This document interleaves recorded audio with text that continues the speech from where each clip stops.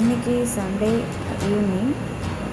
ஈவினிங்னாலே special தான். So நாங்கள் வந்துட்டு இன்றைக்கி புதுசாக போபா டீ ட்ரை பண்ணலான்னு சொல்லிட்டு போயிட்டுருக்கோம். போபா டீ ஷாப் வந்துட்டு எங்கள் ஏரியா பக்கத்தில் புதுசாக ஓப்பன் பண்ணியிருக்காங்க. ஸோ நிறைய கொரியன் ட்ராமாஸ்லாம் நான் பார்த்துருக்கேன். நம்ம ஊர்லேயே அது கிடைக்குதுன்னு சொல்லிட்டு போய் ட்ரை பண்ணி பார்க்கலான்ட்டு போனோம். நிறைய ஃப்ளேவர்ஸ் வச்சுருந்தாங்க. அவங்க வந்துட்டு காஃபி தான் வந்து ஆர்டர் பண்ணியிருந்தோம். மேங்கோ, ஸ்ட்ராபெரி, வெண்ணிலா அந்த மாதிரி நிறைய ஃப்ளேவர்ஸ் வச்சுருந்தாங்க. ஸோ ப்ரௌனிஸ் கூட அங்கே அவைலபிளாக இருந்துச்சு. எனக்கு வந்துட்டு அந்த போபா டீயில் உள்ள அந்த பபிள்ஸ் தான் வந்து ட்ரை பண்ணி பார்க்கணுன்னு ரொம்ப நாள் ஆசையாக இருந்துச்சு. ஸோ அதோட டேஸ்ட் எப்படி இருக்கும் அப்படின்ட்டு நான் வந்துட்டு உங்களுக்கு அதை சாப்பிட்டு பார்த்துட்டு உங்களுக்கு அப்டேட் பண்ணுறேன். ஸோ அதை வாங்கிட்டு நாங்கள் பக்கத்தில் இருக்கிற அந்த சின்ன திரைக்கு டைல்ஸ்க்கு வந்துட்டோம். அங்கே ஒரு சின்ன பர்ச்சேஸ் இருந்துச்சு. ஸோ அதை முடிச்சுட்டு போயிடலான்னு சொல்லிட்டு அங்கே வந்திருக்கோம். வாங்க அந்த டீயை ட்ரை பண்ணி பார்க்கலாம்.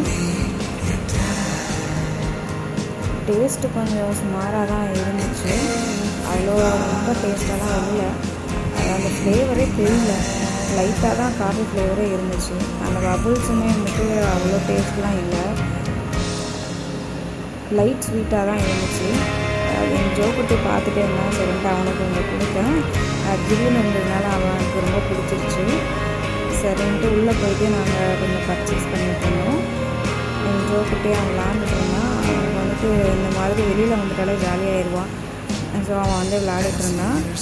நாங்கள் வந்துட்டு கொஞ்சம் திங்ஸை பார்த்துட்ருந்தோம்.